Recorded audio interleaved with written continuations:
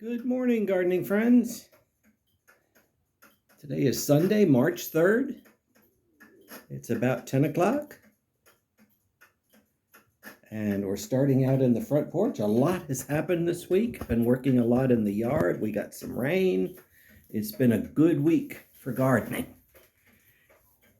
Here in my zone 9A garden, we have 1 or 2 more weeks before our average last frost date. So I've been busy planting up some annuals, mostly vegetables. Here's a close-up of my freesia. Beautiful flowers. I have some Christmas cactus in bloom still. It's not quite as spectacular as it can be, but there's always next year. And I have a new amaryllis in the front porch.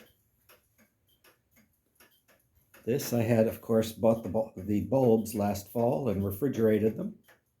You don't have to refrigerate amaryllis bulbs. I do, only to keep them from blooming too early. Let's see if there's anything else of note in here. Not really. Let me grab one last sip of coffee.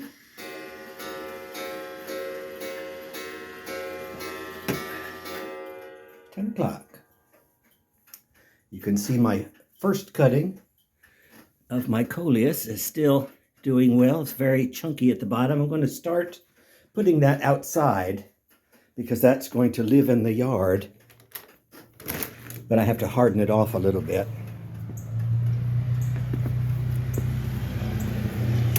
Well, believe it or not,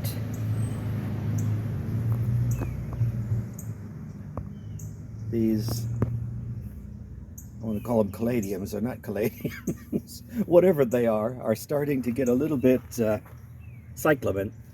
The worse for wear because of the heat. It's about 70 today. Here you can see the little mini daffodils that I moved. Oh, you don't know that I moved them. Okay, well, let's start there.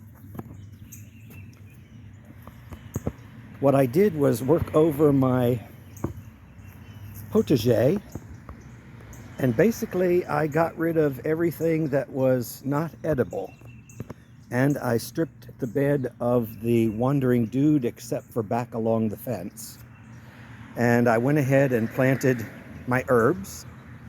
I had parsley, lemon balm. I went ahead and bought some basil and some dill, and this is a type of lettuce. I also got blackberry bushes. I think they're Apache thornless. And I thought that would be what I would put up against my fence, would be blackberries. And I also have an artichoke that I put in the center of each bed. Oh, I also should say over here, I bought the bunching onions, which are in front. Those in the back are garlic that I planted last fall. I did have to move a few things to accommodate the new look. What I have done is I've left the center of the beds open, and that's going to be for vegetables that I'll start from seed. I won't start seed outside in the yard. I could, and they'll do quite nicely, but at this time of the year, the birds are voracious eaters, and they look forward to any little green thing coming out of the ground. And for years of having my seedlings I decided I would just go ahead and give up on that idea and start them in pots and then plant them out. Once when they're about 1 or 2 inches tall, when they get their first true leaves, the birds will leave them alone. And on this side, I've got sage. I should say I had bee balm. There's some bee balm on the other side too. That's been in the ground over winter. And more basil, Thai basil.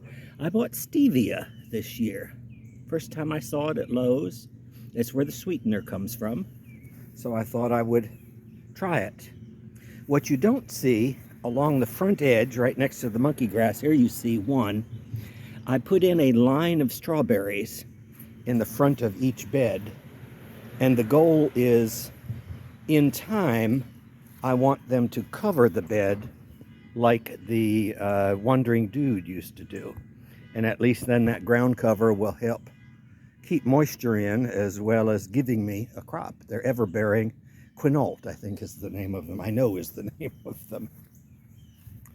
Out front, this little bed is doing well.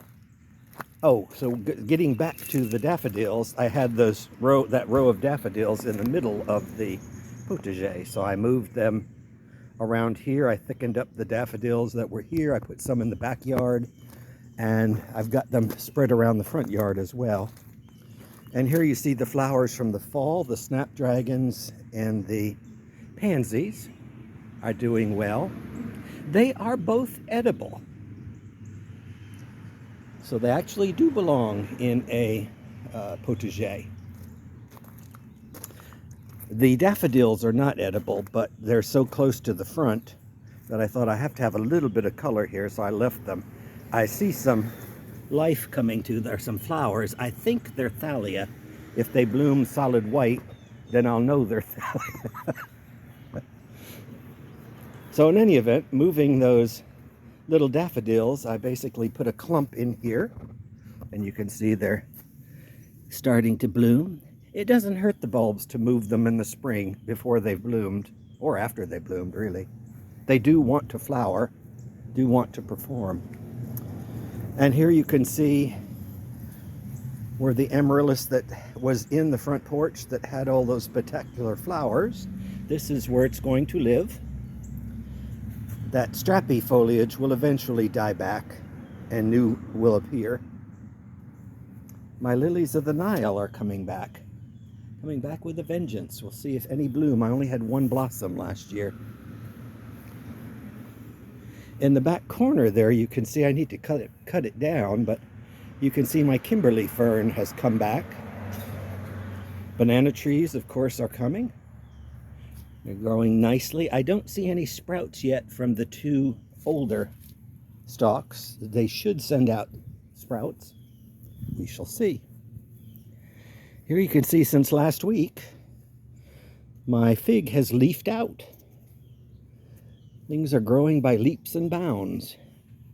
I did go ahead and trim back lightly with a light touch my limelight hydrangea, but you can see here it's absolutely full of buds. Maybe this year it will grow. I've had it there for 3 or 4 years. It didn't do well because of the big oak tree that it used to be under, and it was always being robbed of moisture. My thinking for putting it there is it's next to the palm, and palms are very heavy feeders, and therefore I feed them very heavily. So I figured the runoff fertilizer from the palm will help the hydrangea. Back in here, I'm going to have to thin out. I'm not going to have to. I'm going to want to thin out some of these Louisiana iris, but they like that spot. When something finds a spot in my yard, I like to keep it there. So I may, actually this side looks nice and thick. I may just leave that the way it is. But when something finds a good spot in my yard, I tend not to move it. I did get one comment to an older video I had posted. These are bearded iris that I have under the bird bath. And bearded iris don't tend to do really, they don't flourish, let's put it that way, as they used to for me up north. This batch I actually brought back from up north. It was a single cutting, and it was very prolific up north. It blooms like a mahogany brownish red color. Not the prettiest thing in the world, but it was so vigorous that I thought it stood a chance down here. Up north, if you put a single cutting, a single batch of leaves in about 5 years, you'll have a bed about the size of this entire circle. It spreads that rapidly, or at least it did for me. But it did do okay here too. It is spreading. It's just not quite as rampant as I'm used to. But I had one batch that died out, and so long story short, went to Walmart. Didn't really care what color it was. At one time all these irises matched, but they don't anymore. So what I did is I just looked through and found the fattest corms I could find, and these happened to be a sky blue color. Didn't really care about the color. I looked more about the plumpest, juiciest corms I could find. And these irises tend to do well here. Here they only get afternoon sun because the house is to the left of me and shrubbery and fencing and trees are to the right of me. So really the only time this gets full sun is when the sun is directly overhead, which it does get more in the summer than right now. And the other thing is it's always damp here. Well, I shouldn't say damp. It gets plenty of water because on hot days, especially in summer, I'm usually filling the bird bath every other day, which involves me dumping it out. And it's kind of heavy, so I just tip it. And so I tip it in the general direction of my irises usually. So they usually get plenty of water. So in any event, I've had pretty good luck with bearded irises right here. Nowhere else in the yard, right here. So when you find a spot that works, work with it. Still have some flowers on my camellia. Camellias are now going to be starting to pass. They've done their thing. I am going to be fertilizing them. In fact, I have the fertilizer. However, I hadn't gotten a chance to put it out. So I bought the fertilizer on Saturday thinking I would fertilize because rains were coming. However, rains came. And what that meant is I didn't want to sprinkle fertilizer on wet leaves because they stick to the leaves and burn the plant. So you have to kind of spread fertilizer on a dry day and then let it either water it in or let the rains do it. We're having more rain this week. Here you can see the little dinky flowers on the tea olive. They've come back. The frost killed back the batch that was there. Very, very, very, very sweet smelling. They're perfuming this whole neck of the woods.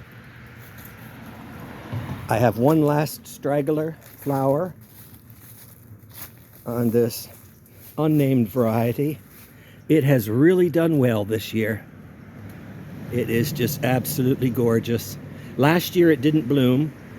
This is usually the last one to bloom, and we had a hard frost just at the wrong time last year.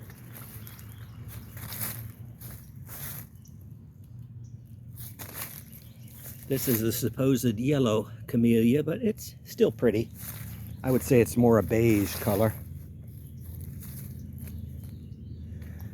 Royal Velvet is about done, as is, yeah, pretty much the whole Professor Sargent has gone.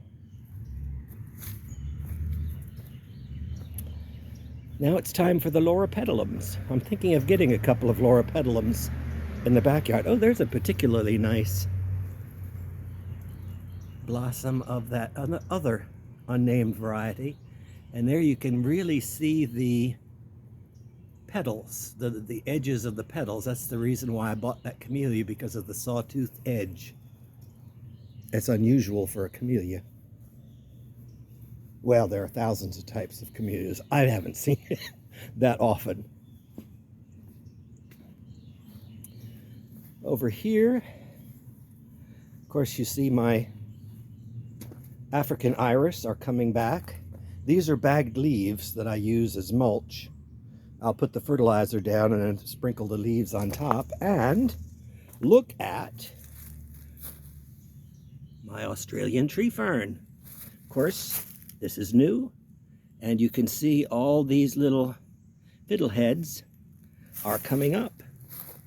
So it lived, yay! I've only had that, this is the second winter that I've had it, and this is on the southern side of my house. And I took note because my bananas wintered over here on the other side of the porch. They do well in the winter. So I thought it was worth a chance putting a slightly tender tree fern there. And it seems to have worked. I don't want to brag too much because you never know. Here's my little Mediterranean type garden.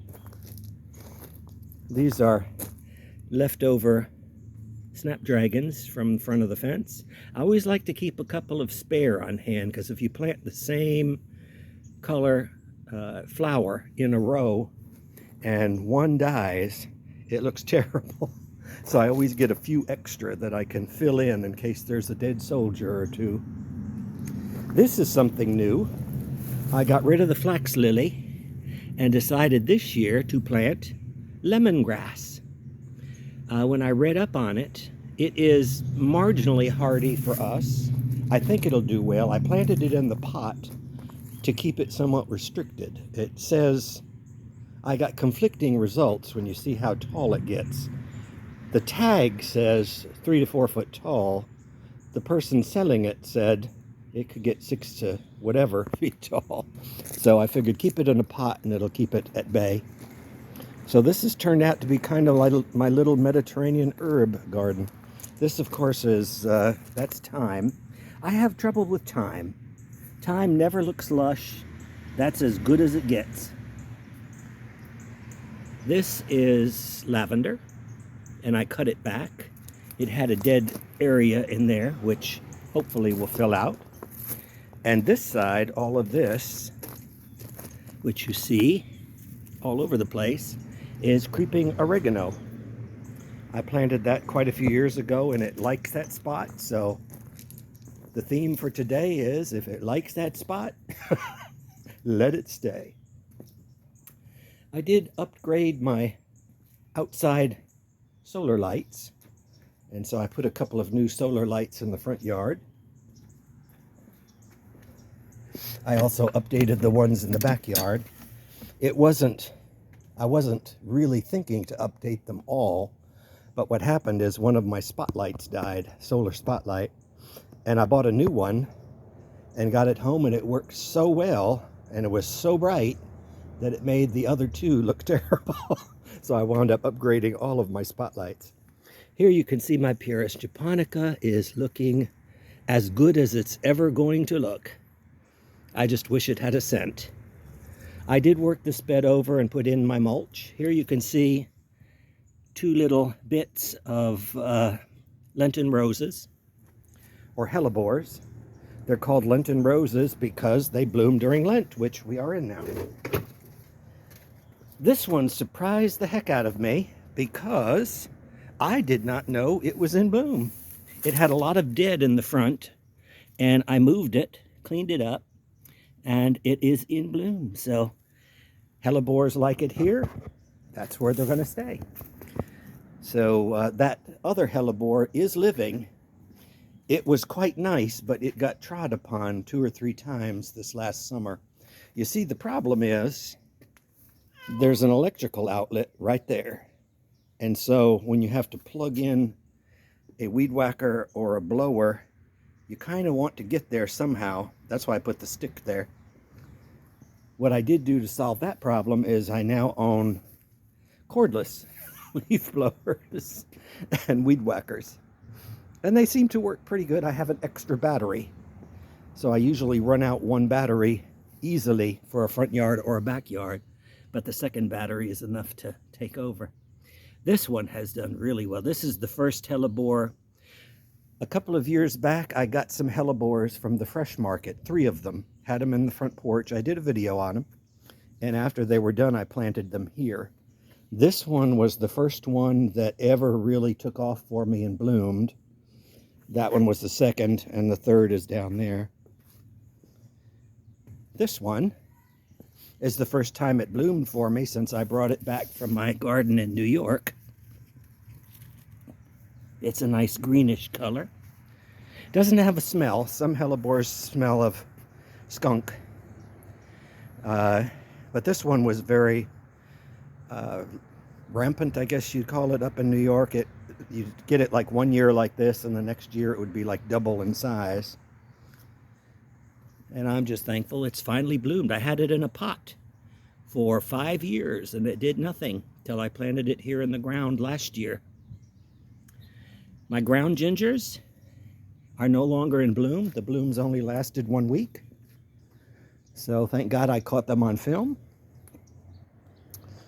Up in here, My Nico Blue hydrangeas, I need to acidify them. I have acidifier as well, are starting to bud.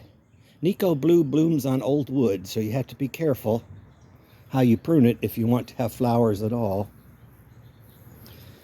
This mishmash of weeds is coming back. However, I do notice there are a few little seedlings of violas, so I have to be very careful weeding in the outer edge. Or maybe I'll just leave them till they get a little bigger. This little trough is doing well. I still need to buy more of these since that did survive the winter without bringing it in.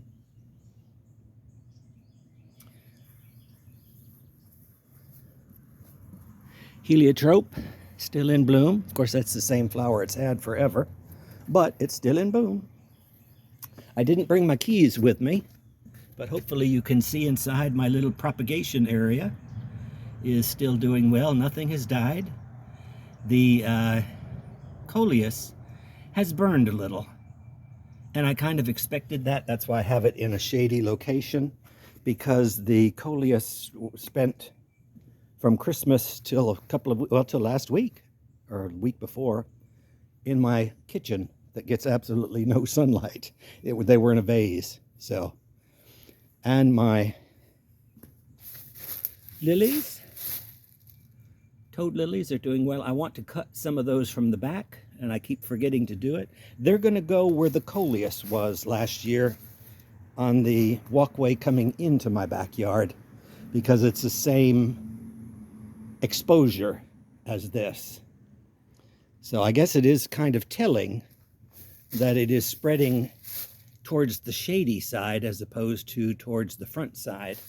So it seems to like that spot, so I'm going to try and, I'm not going to move the bulk of it. I'm just going to take a little cuttings and move them, not cuttings, but plants. Here's the ones from last year. And you can see there are 3 over there. Hopefully you can see that. 4, actually. It didn't help that that one got trod upon while we were cleaning up the crepe myrtle. However, they're coming back. And this little clump has got, looks like 3 or 4 as well down in here. And so it seems to like that spot too. So maybe I found a spot. Well, of course, it's full sun right now, but realize that in summer, this crepe myrtle is going to leaf out and it'll provide some protection. Let's see, there's Miss Baby, looking the little worse for wear. My hostas are coming back. That hosta has lived in that pot with just slow release fertilizer added every year for the last, I want to say 5 years. I can't grow hostas in the ground. Well, you can. Let me take that back. If you grow hostas in the ground in zone 9A, they won't last. They are a slug magnet, and slugs from all over the neighborhood will attack and eat the entire leaves of the hosta in one night. So if I put it in a raised pot like that, it minimizes the number of slugs. They still get up there, but it minimizes the number of slugs that can attack it. The bad thing about the hosta, of course, is the leaves don't regenerate. So once you get a hole in a leaf, you're looking at a holy leaf the rest of the year. Loropetalum is starting to look a little, I want to call it dusty. The blooms are starting to fade some. My lettuce is still doing fine over here. You can see the new sprouts are coming on my white angel's trumpet. This, by the way, these leaves are going to fall off, and the golden chalice vine is going to basically go dormant for a couple of months. Here are the seeds I started last week, and they were doing really well until we got the rain, and it beat the heck out of the pots. So some of the cells don't have anything in them yet. I'm going to give them a couple more days before I reseed them. This is Swiss chard. I'm not crazy about Swiss chard anyway, so I could skip a couple. And what's in the back is borage. I love borage. Borage will grow in the shade here.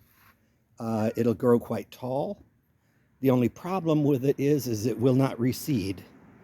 I hear stories of it reseeding up north and it becomes a pest. Not here. These cyclamen are doing well. Of course, here's where I put the species amaryllis. I'm going to let it go to seed and collect seeds from it. My clivia is looking a little the worse for wear because it was beat with the rain. I'll have to move that in a little bit so the gutters don't, well, I don't have gutters, so the wash off the roof won't hit them. Let's see, back in here, nothing really changed since last week. Roses are doing well. They're starting to turn green. Of course, you see all the oxalis under there. It is what it is.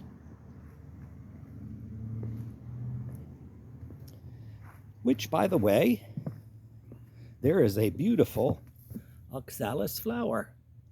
Nice pink color, or magenta.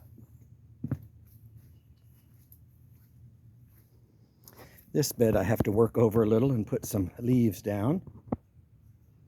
Oh, look at the beautiful flower on my ligularia. I'll have to put that one in the books. Oh, maybe not. Oh, that's a camellia. Just kidding. They did both come back.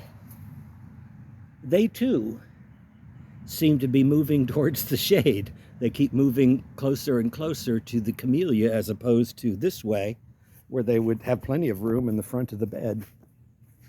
But they're going to do what they're going to do. The tops of my cycads are looking really good. I took the time with a hose this week, because it was a little dry before the rains, to blast all of the leaves out of the centers. Here's my other pieris, and it's looking nice. That's an untrimmed hydrangea. They're all Nico blue back here. And I've got to clean this up. Here's the only time of the year that you can tell the difference between pleated palm or ground palm. I was sold it as pleated palm, but it's really ground palm. And aspidistra. This is what pleated palm looks like after a frost. And that's what aspidistra looks like after a frost. Other than that, you really can't tell the difference. My lady palm is nice and green in the center. I'm going to leave the dead on it for as long as possible, especially till after the last frost is here. I cut back these cycads.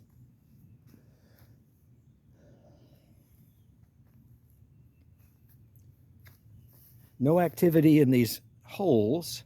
I filled them with old potting soil. And whatever was digging them has stopped. Either the cats caught the moles or they've moved on somewhere else. That is the advantage of feeding stray cats. You can see blueberry flowers. Yay! I will probably have blueberries here this year if the birds don't get them first. All 3 blueberries have flowers. Here's where I put more of those miniature daffodils from the front yard. There were some here. I just kind of thickened it out.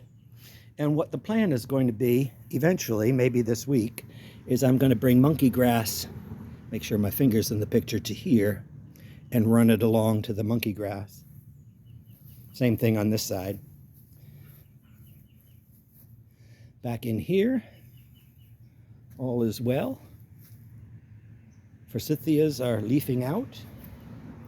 Here's where I put, this is going to be my daffodil section. What I have found out, I didn't used to have a lot of flowers back here. I was mostly shrubs, camellias, things like that, collections, ginger lilies and palms. And after I sold my garden up in New York, I decided to start putting in some what I would call regular flowers. So daffodils were one thing, but they don't do well all over. And again, this was a sunnier spot till this palm went in. But the daffodils still bloom here, so this is kind of where I'm going to be tucking all of my daffodils, kind of consolidate them in one area. And I put the little ones back in there and in there, as well as on the edges. so they should do well. And I'm thinking of getting a couple of small loropetalums to put in that corner for just a little touch of color.